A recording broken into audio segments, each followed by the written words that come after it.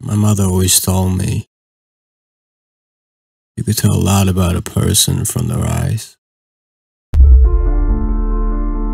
You could tell how they're feeling, what they've been through, what they've accomplished, what they've lost. Everything. Tell how the day's gone, whether they're happy or sad, anxious or depressed. She said I had dark eyes, and every time she looked into them, she saw nothing.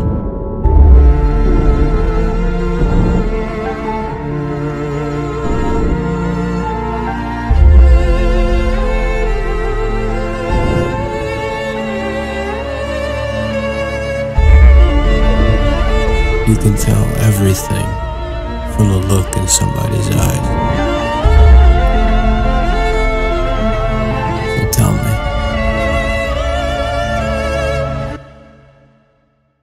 what do you see?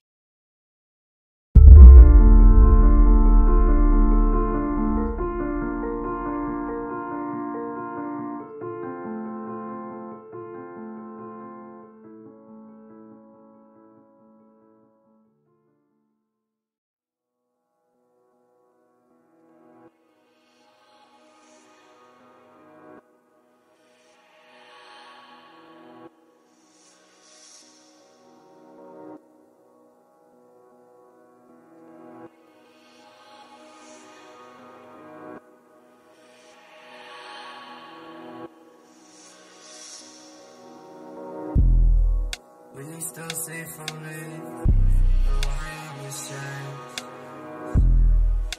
You have this for me. We sleep to pay, we fuck for days. Don't fall insane, don't be so vain. All that you taste, play on my head.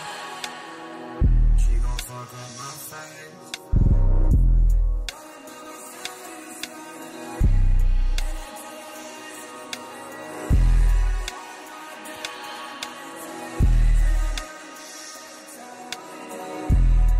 Around my door, you been at my car, they can do the most, I can't hide the lies.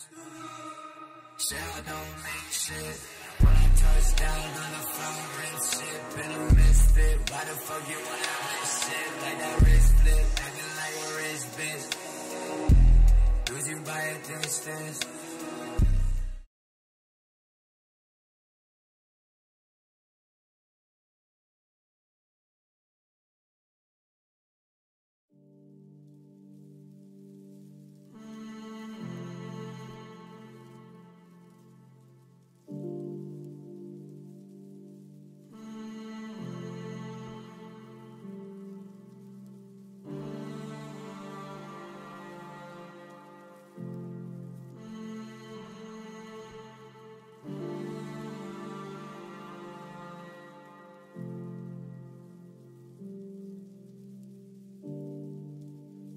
You can name them if you'd like. Never thought I'd find stars leaking as I climb. Hide me in plain sight. Bitch, I'm going crazy when the night comes. Hang me if you need it when they catch up. Ulysses and cities with your makeup. I'm my favorite story where my face goes. No one by my side, just along for the ride. Till the ash come alive, till I bleed through the skies. I'm going back inside, going back inside. You can name them if you like.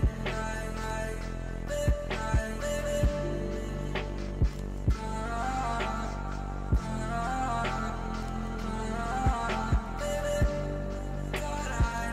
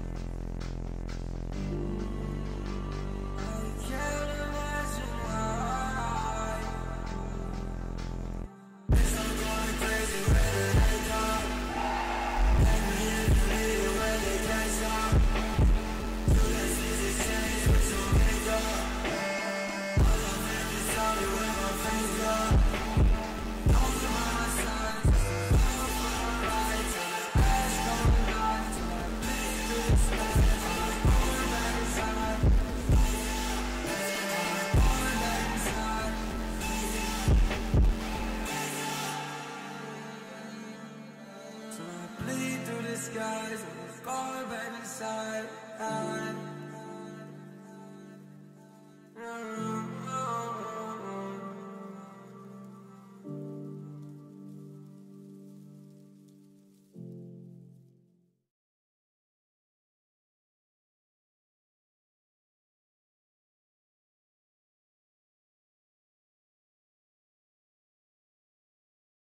What's good, bro? I hope you're well. I have no idea how to send voice messages through email, so I figured I would just do it through Instagram. I think it would just be easier, so I'm just gonna answer the questions. I'm lazy when it comes to like texting, anything like that, like writing things out, so definitely would rather answer them in like a voice message. So I'm just gonna get right into it.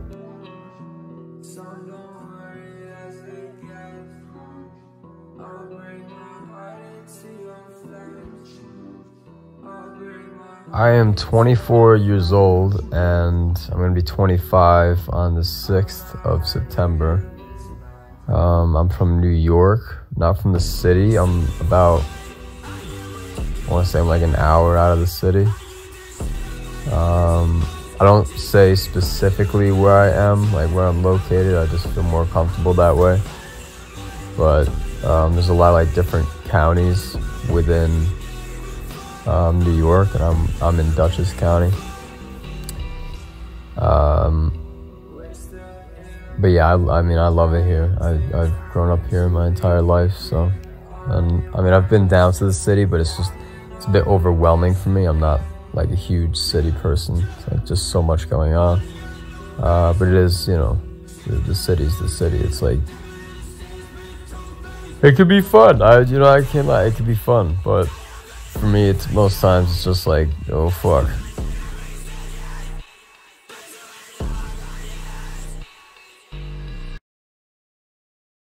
I started making music when I was 19.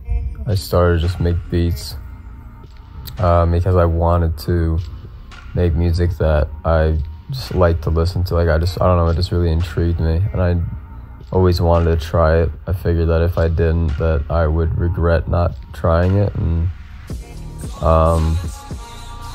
I guess the main thing that pushed me to do music was a friend of mine had told me that I had potential and that I should try it. Like, you know, I should just, you know, I guess go for it. Like, fuck it, just try it out. And I did, and of course I was absolutely shit, but I still just continued to make music, and I did enjoy the process, so I just kept going and going.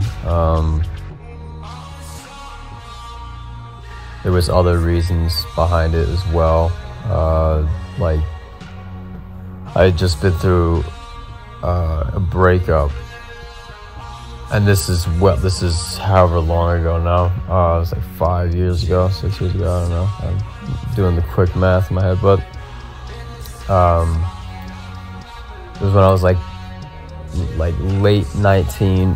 Like I was about to turn 20, and then I started to take it more serious and like really try to pursue it and try to create something that was my own thing. And it took me a while to do so, but yeah, I kind of just got into it to express my emotions, but at the same time it was more towards just the creative outlet just felt very good. So it wasn't really about expressing myself, because I was able to do that without music anyway.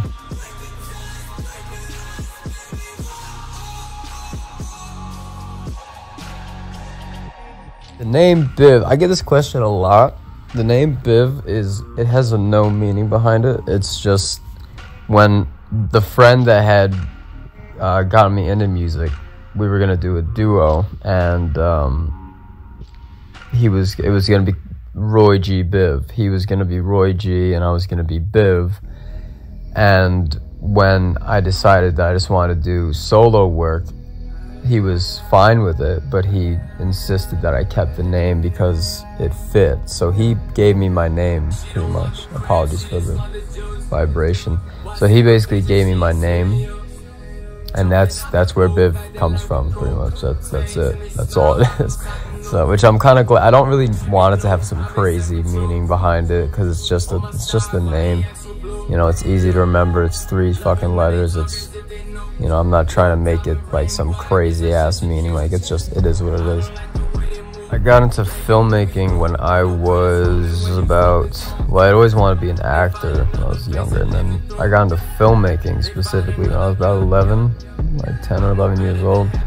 I'd run around with this VHS camera and a portable DVD player, and I would just put on like war movies and have my friends just like run around with little fucking toy guns, and we would just make like these little war films. It was, oh my god, it was so much fun. But like, and then I would do like animations and everything. That was a lot of fun too, like stop motion stuff. And then I started to get more into it when I was 13. I started like upgrade more equipment, and then upgrade like, you know, to a fucking just like a more compact VHS where I could actually plug it into my computer and edit the footage. And then by the time I was like 16, I pretty much was making like non-stop just action videos every weekend with my friends. Like, we had so many videos, and I had so much fun doing it. And I started to make some short films around like 17, 18 years old. I think like 17, 18 years old is when I made the most short films. And 19, I made like 1 or 2, and then after that, then it was just all music. I didn't really make many short films after that, but I still like to incorporate my filmmaking into my music, whether it's creating a story to write some sort of concept album, or creating a concept within a music video, like taking the meaning of a song and really creating this cinematic atmosphere in a music video. But that takes a lot of work, like as far as getting people. So right now it's just been just me running around with a camera on a tripod.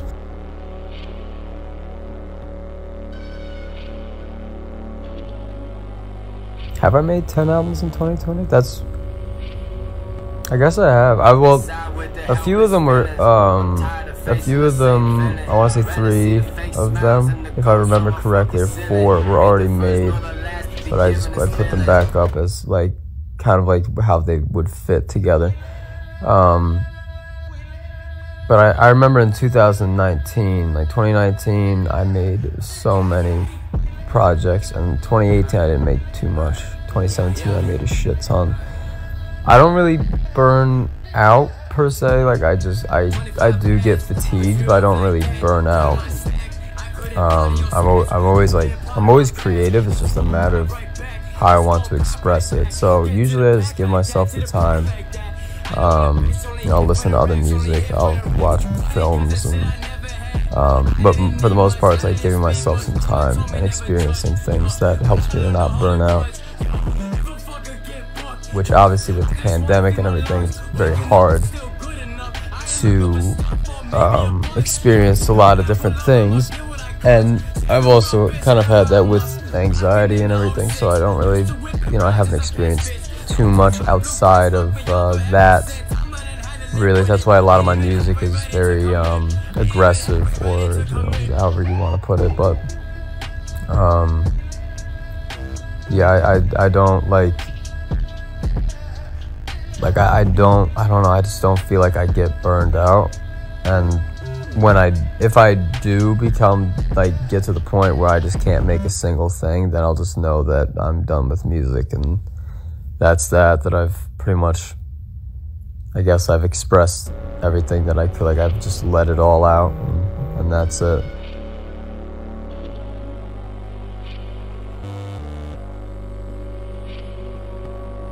There are a lot of themes within my music. I think the main theme is like frustration, anxiety, depression. I mean, like you said, dealing with these emotions is extremely, like, it's tiring, it's exhausting. Anxiety especially is exhausting, and it takes its toll on me. The best way that I guess I've dealt with it is just taking it day by day, and if I have to, I go hour by hour. I am on medication for it as well, for both anxiety and depression, and I see a psychiatrist every month, and I've seen 2 therapists, but therapy's like, I like it, but at the same time I don't.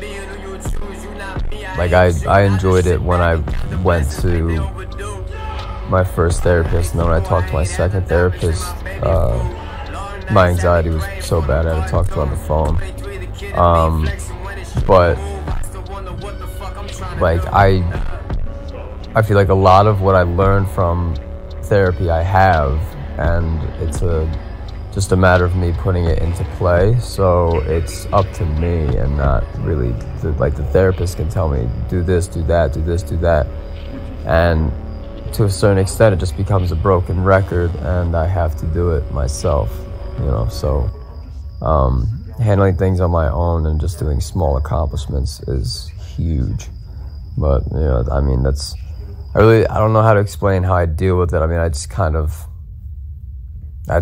do. I don't know. I don't really deal with it as well as I should.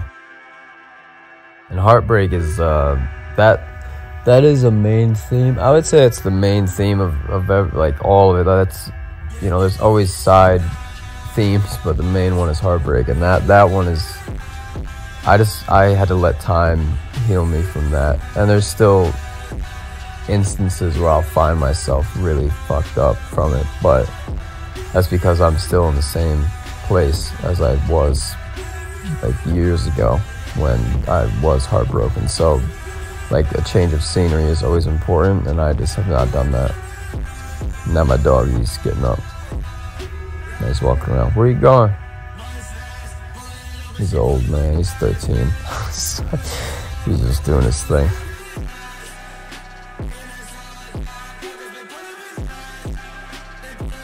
Oh man, that's a hard-ass question. I don't know. I know I'm gonna say the Grand Budapest Hotel, Fantastic Mr. Fox, The Royal Tenenbaums. Those are 3 Wes Anderson films right off the bat. The Secret Life of Walter Mitty, The Wolf of Wall Street, The Revenant, 7. Actually, there's definitely one before 7. Shit, there's definitely one before 7. Django Unchained. Fuck, there's so many. The Hateful Eight, I love that one. Inglourious Basterds. Inception. Memento. There's a lot, man. I would have to go through the whole fucking list. I believe also Pride and Prejudice, the newer version. Anna Katrina, I believe that's how you pronounce it. It's Anna Katrina. I love that movie. About Time was a movie. That was a film I watched back when that shit fucked me up. That film was crazy, but people probably think that's like a chick flick, but like, I don't know, that movie was crazy. The King, I recently watched. I enjoyed that. But like Braveheart as well. I love Braveheart. Saving Private Ryan, Reservoir Dogs. Oh man, there's so many. Caddyshack, I love Caddyshack.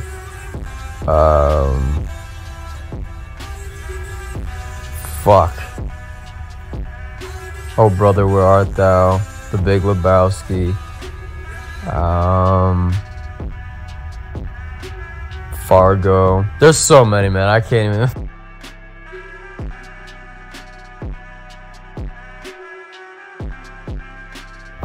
The best advice I could give to my fans that go through the same things that I do is, as harsh as this sounds, you're not special. And I mean that in a very good way. There are ways out of how you feel. You know, the way that you feel is not something that is brand new or that is completely different. Like, if you can relate to my music, then that right there should tell you that you're not alone. You know, you're not special in a way that, like, things will be okay. It's not like a terrible, you know, unknown thing that only you're going through. Millions of people deal with anxiety and depression every day. Some are more heightened than others, but, you know, it is what it is. I think people tend to really block that out and kind of like just kind of sit with them. It's like they just pity themselves. I think if you play the victim, you become the victim as well. So, you know, if you play the part, you're going to become the part if you play it out like that. A huge thing to always remember is sleep, exercise, and diet. And I know that if you have gone through mental health, you've heard this a million times, but it is the most important thing, especially sleep. If you're getting more than 8 hours of sleep, 8 to 9 hours of sleep, you're getting more, you're hurting yourself even more so than if you were to get less. You get under that, you're gonna start to feel it, and functioning is gonna be even harder. It's gonna be like, imagine not sleeping for 3 days straight. You'd go fucking crazy. People go crazy if they can't sleep. Your body needs that, and your mind especially needs that. You need to sleep. Like, the phrase "sleep on it" is not just some cliche phrase that people use, like, yeah, just sleep on it, you know, so you can think about it. No, sleep on it because your mind actually needs to recharge. You can't just, you know, you can't just sit there and expect it to work into overdrive or work overtime, like at 12 o'clock at night. That's why, like, our bodies digress at night. We get tired and everything. And that's why at nighttime always sucks. You feel more sad, you feel more lonely in certain situations, and you have a harder time dealing with things. So that's a massive thing. And I think, you know, the only person that can help you is yourself, but it's okay to not necessarily lean on somebody, but to have support from someone and to seek that, or to seek it out in a healthy manner. Not to rely on somebody, but to have someone in your corner. You know, it's like cheering for you, like rooting you on. And I just completely said that backwards, but you know what I mean. But there's a lot that that comes with mental health, where yes, you have to do things on your own, but it is very important to have a good place to come back to, a safe place, a safe haven. All right, you might hear my dog just like panting in the back. It's really hot here, and it's hot fucking everywhere right now. But and now I'm getting a call from who the fuck he knows. I feel like I'm the only person with a home phone anymore. I swear to God, I feel like a few people have a home phone, but I don't think really anyone has one. Let me just hang on. This is so unprofessional. My apologies if I sound a bit groggy as well. My voice is like kind of shot for some reason. I don't know why. I think it might actually be the weather. I get allergies, but yeah, I think I pretty much I touched down on that question enough. I don't think I have to go any further than that.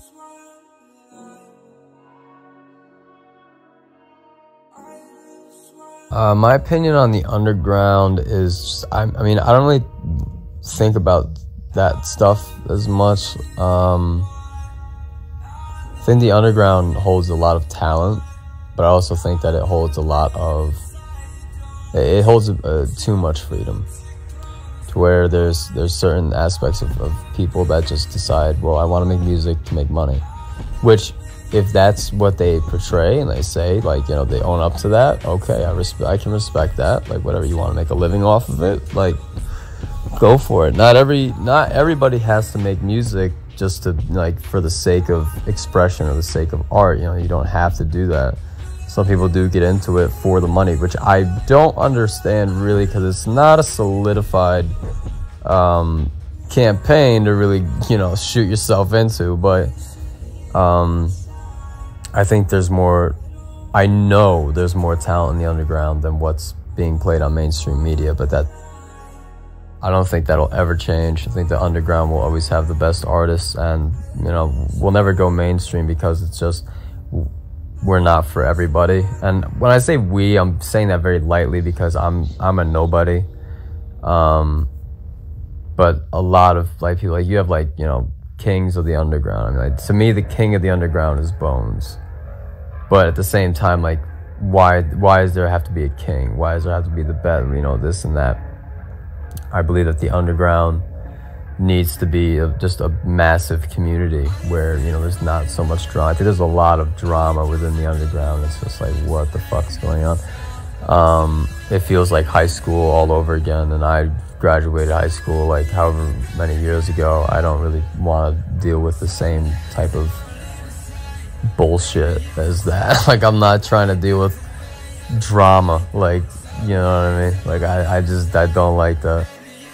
But you have people that are really expressive and that are very good at their craft, they're very good at music, and you have other people that just decide, I want to do music, and you know, it seems easy, and I'm going to do this aesthetic, and they kind of leech off of different aesthetics, practically copying them, and